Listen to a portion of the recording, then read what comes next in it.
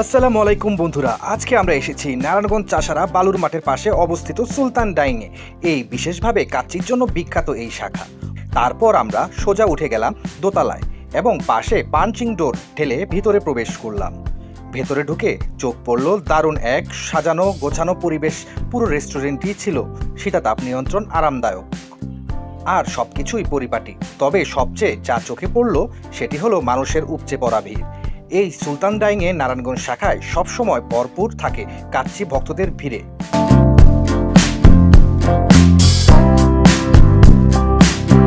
পরিবেশের পাশাপাশি পরিবেশনকারী স্টাফদের আচরণ ছিল অত্যন্ত ভদ্র, সুশৃঙ্খল।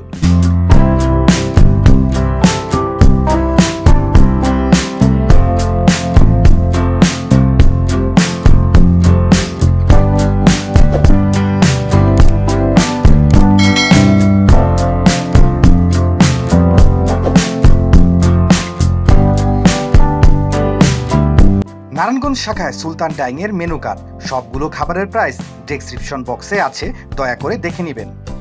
খুব সুন্দরভাবে আমাদের সামনে পরিবেশন করা হলো কয়েকটি লোভনীয় আইটেম। আজকের খাবারের মেনু ছিল কাচ্চি বিরিয়ানি, গরুর রেজালা, চিকেন রোস্ট, বোরহানি আর জাফরান জুস।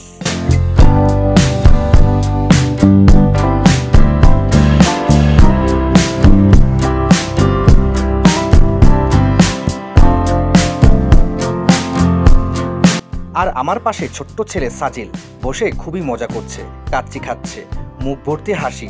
আসলেই সেই দৃশ্য ছিল অন্যরকম আনন্দের।